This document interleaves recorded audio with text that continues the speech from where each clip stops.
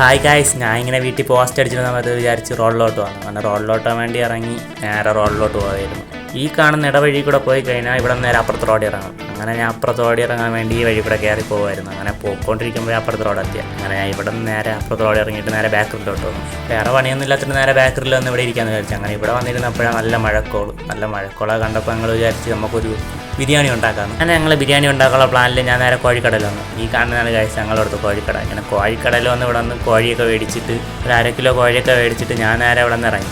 അവിടെ നിന്ന് നേരെ അടുത്തുള്ളൊരു മലക്കറി കട വന്ന് ഇവിടെ നിന്ന് കുറച്ച് സവാളയും പിന്നെ കുറച്ച് മുളകും കാര്യങ്ങളൊക്കെ മേടിച്ചിട്ട് അവിടെ നിന്ന് നേരെ ഈ ചാണ്ട് വേറൊരു ബേക്കറി ഉണ്ട്. അങ്ങനെ ആ ചാണ്ട ബേക്കറിലോട്ട് പോയി. ആ ചാണ്ടെന്ന് വെച്ചാൽ ഈ ബേക്കറി കിട്ടിക്കുന്ന ചാണ്ട് വേറൊരു ബേക്കറി കൊണ്ടുണ്ട്. ആ ചാണ്ട അച്ഛനും അമ്മയും കൂടെ നടക്കണം. അങ്ങനെ അവിടെ പോയിട്ട് അവിടെ നിന്ന് കുറച്ച് സാധനങ്ങൾ എടുക്കാനുണ്ടായിരുന്നു.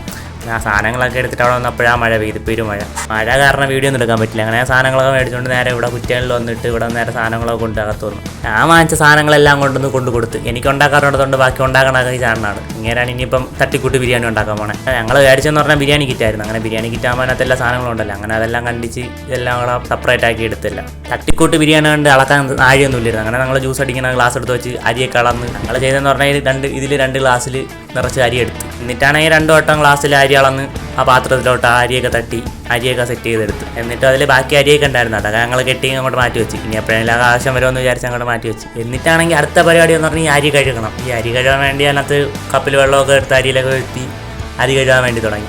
2 കപ്പ് വെള്ളമൊക്കെ ഒഴിച്ച് അരിയൊക്കെ നല്ലപോലെ കഴുകിയെടുത്തില്ല ഗൈസ്. ഈ അരി കോരാൻ വെച്ചതായിരുന്നു, മാറിപ്പോയി. അങ്ങനെ ഈ അരിയെല്ലാം കൂടെ കോരാൻ വേണ്ടി അവിടെ വെച്ചിട്ട് ഈ സവാളയും തക്കാളി കാര്യങ്ങളൊക്കെ കറിക്കുള്ള സാധനങ്ങൾ അരിയാൻ വേണ്ടി അതെല്ലാം കൂടെ കവറിൽ നിന്നൊക്കെ എടുത്ത് ഇനി അതെല്ലാം ക്ലീൻ ചെയ്ത് അതെല്ലാം അരിയണം. ഞങ്ങളെല്ലാം അത്രയ്ക്കൊന്നും എടുത്തിട്ടില്ല, എല്ലാം കുറച്ച് സാധനങ്ങൾ എടുത്തിട്ടുള്ളൂ. കുറച്ച് 2 തക്കാളിയും കുറച്ച് മുളകും 2 സവാളയൊക്കെ വെച്ചാണ് കറി ഉണ്ടാക്കാൻ പോണത്. അതെല്ലാം കൂടെ വെച്ചിട്ട് ഒരു തട്ടിക്കൂട്ടി ബിരിയാണി പ്ലാനായിരുന്നു. ഇഞ്ചിയൊക്കെ ഞങ്ങളെ ബേക്കറി തന്നെ ഉണ്ടായിരുന്നു. ലൈമൊക്കെ അടിക്കണുണ്ട്. പിന്നെ ഇഞ്ചിയൊക്കെ ഇവിടെ കാണും. അങ്ങനെ ഇഞ്ചിയൊക്കെ എടുത്ത് ഞങ്ങൾ ഇത്ര സാധനം വെച്ചാണ് ഇപ്പോൾ നമ്മൾ കറി ഉണ്ടാക്കാൻ പോകണം. സാധനങ്ങളെല്ലാം സെറ്റ് ചെയ്ത് വെച്ചപ്പോഴേ അടുത്തൊരു പ്രശ്നം വന്നത്. അങ്ങനെ ഒരു ഉരുളിയില്ല, പാത്രമില്ല വയ്ക്കാൻ വേണ്ടി. അങ്ങനെ ഈ കാണുന്ന ഒരു തട്ടുകടയായിരുന്നു. അങ്ങനെ ഞങ്ങളെ പോയി ചെന്ന് ഈ കട തുറന്ന് അവിടെ കയറി. അവിടെ നമുക്ക് കമ്പനി ഉള്ളതുകൊണ്ട് പിന്നെ ചോദിക്കുന്നത് വേണ്ട. അങ്ങനെ അവിടെ പോയിട്ട് അവിടെ നിന്ന് ഒരു ഉരുളി ഒപ്പിച്ച്. അങ്ങനെ ഈ കാണുന്ന ഉരുളിയൊക്കെ ഞങ്ങൾ അവിടെ നിന്ന് എടുത്തുകൊണ്ട് വന്നിട്ട് നേരെ കൊണ്ടുവന്ന് കറി വയ്ക്കാൻ വേണ്ടി തുടങ്ങി. ഉരുളിയൊക്കെ കൊണ്ടുവന്നിട്ട് ഈ സാധനങ്ങളെല്ലാം അരിഞ്ഞ് തക്കാളി മുളകും സവാളയും വെളുത്തുള്ളിയും ഇഞ്ചി എല്ലാം കൂടെ അരിഞ്ഞ് സെറ്റ് ചെയ്ത് വെച്ച് ഇതെല്ലാം അരിഞ്ഞ് വെച്ചപ്പോഴടുത്ത് ഉരുളി അടുപ്പിക്കയറ്റി. ഉരുളി ചൂടാകാൻ വേണ്ടി എണ്ണയൊക്കെ വിത്തി ഇവിടെ അങ്ങ് വെച്ച്. എന്നിട്ട് ഇറച്ചിയൊക്കെ കഴുകി എല്ലാം സെറ്റ് ചെയ്ത് മാറ്റി വെച്ച്. എന്നിട്ട് ഉരുളിക്കകത്ത് എണ്ണ ഒഴിച്ചിട്ടുണ്ടായിരുന്നു. അതിൻ്റെ കൂട്ടത്തിൽ ഞങ്ങൾ നെയ്യും കൂടെ എടുത്ത് ഒഴിച്ച്.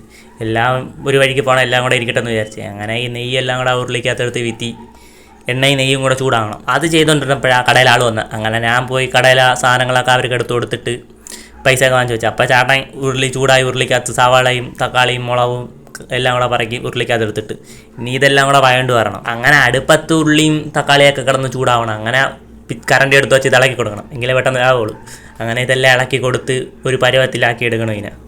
എന്നിട്ട് ഇതിനകത്തോട്ട് ചിക്കൻ മസാലയൊക്കെ തട്ടി. എന്നിട്ട് അതൊന്ന് ഇളക്കിയപ്പോൾ ചെറിയൊരു ഗ്രേവി രൂപത്തിൽ വന്നു. ആ ഗ്രേവി രൂപത്തിൽ വന്നതിലോട്ട് ചിക്കൻ എടുത്തിട്ട് അങ്ങനെ ചിക്കനൊക്കെ എടുത്തിട്ട് ഒരു മിക്സ് ചെയ്ത് ആ ഒരു രൂപത്തിൽ അതിനെ എടുത്ത്. ഈ കറിയിലാണെങ്കിൽ വേറെ മസാലകളൊന്നും ചേർത്തിട്ടില്ല, ചിക്കൻ മസാല മാത്രമേ ഇട്ടിട്ടുള്ളൂ. ചിക്കൻ മസാലയും കുരുമുളക് പൊടിയും കുറച്ച് ഉപ്പും ബാക്കി ഇറച്ചിയും വേറെ ഒന്നും ഇതിനകത്ത് ചേർത്തിട്ടില്ല. എല്ലാം കൂടെ ഇട്ടിട്ട് ഒരു കരണ്ടി എടുത്ത് വെച്ച് ഇറച്ചി നല്ലപോലെ ഇളക്കി കൊടുത്ത് അങ്ങനെ ഇളക്കി ആ മസാല എല്ലാം കൂടെ ഇറച്ചി പിടിക്കാൻ വേണ്ടി ഇളക്കി വെച്ച് അതൊരു കുഴമ്പ് രൂപത്തിലായപ്പോൾ കുറച്ച് വെള്ളം അതിനകത്തോട്ട് ഒഴിച്ച് കൊടുത്ത്. കുറച്ച് വെള്ളമൊക്കെ ഒഴിച്ച് സാധനം തിളച്ച് വരണം.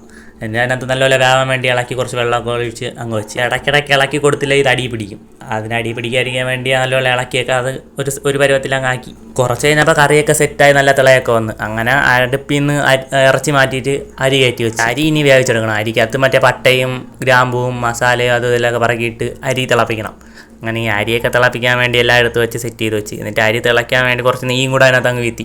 അങ്ങനെ കുറച്ച് കഴിഞ്ഞപ്പോൾ അരിയൊക്കെ തിളച്ച് സെറ്റായി നല്ലൊരു പരുവത്തിലായി. അങ്ങനെ വേറൊരു പാത്രത്തിലോട്ട് ഇറച്ചി കറിയൊക്കെ പോയി മാറ്റി വെച്ചിട്ട് അതിൻ്റെ കൂട്ടത്തിൽ തന്നെ ഈ അരിയും കൊണ്ടിട്ട് മിക്സ് ചെയ്യാനുള്ള പ്ലാനാണ്. അങ്ങനെ അതെല്ലാം ഒരു പാത്രത്തിലോട്ട് സെറ്റ് ചെയ്ത് അങ്ങനെ ഒരു പാത്രത്തിലോട്ടാക്കിയിട്ട് അതിനകത്ത് മണ്ടയിൽ കൂടെ ചോറ് കെട്ടി. ഇറച്ചി അടിയിലും ചോറ് മണ്ടയിലായിട്ട് തട്ടി ഒരു 2 ലെയർ രൂപത്തിൽ അതിനെ സെറ്റ് ചെയ്തെടുത്ത്. വേറെ പാത്രമൊന്നും ഇല്ലാത്തതുകൊണ്ട് ആ ഇറച്ചി കറി വെച്ച പാത്രം വെച്ച് അതിനെ അടച്ചു വെച്ചിട്ട് കുറച്ച് തുറന്ന് തവിയിട്ട് ഇളക്കി നല്ല സെറ്റാക്കി എടുത്ത് അത് അങ്ങനെ ഏകദേശം ഒരു ബിരിയാണി രൂപത്തിലൊക്കെ ആയി. അത് തട്ടിക്കൂട്ട് ബിരിയാണി ആണെങ്കിലും സാധനം സൂപ്പറായിരുന്നു. അങ്ങനെ ഞങ്ങൾ എന്നിട്ട് സലാഡൊക്കെ ഉണ്ടാക്കി സാലഡിനും സാധനങ്ങളൊക്കെ സെറ്റ് ചെയ്ത് അതിൻ്റെ കൂട്ടത്തിൽ സലാഡും സോസും അച്ചാറൊക്കെ സെറ്റ് ചെയ്ത് വെച്ച് സലാഡൊക്കെ സെറ്റായപ്പോൾ ബിരിയാണിയും സെറ്റായി. ബിരിയാണിയൊക്കെ തുറന്നപ്പോൾ നല്ല മഞ്ഞായിരിക്കും, നല്ല കിടുക്ക് ബിരിയാണി ആയിട്ട് സെറ്റ് ചെയ്ത് ഗൈസ്. അങ്ങനെ വേറെ മസാലകളൊന്നും ഇട്ടിട്ടില്ല ഗൈസ്. ആകപ്പാടെ മസാല എന്ന് പറയുന്നത് മറ്റേ ചിക്കൻ മസാല മാത്രമേ ഇട്ടിട്ടുള്ളൂ, വേറെ ഒന്നും ഇതിനകത്ത് ചേർത്തിട്ടില്ല. പക്ഷെ സാധനം പൊളിയായിരുന്നു. അങ്ങനെ പാത്രത്തിലോട്ടാക്കി നമ്മൾ കഴിക്കാൻ തുടങ്ങി. ഇതാണ് ഗൈസ് ഞങ്ങളെ തട്ടിക്കുട്ടി ബിരിയാണി. ഇത് ഞങ്ങളെ ബേക്കറിയിലാണ് നമ്മൾ ഈ ബിരിയാണി സെറ്റ് ചെയ്തത്.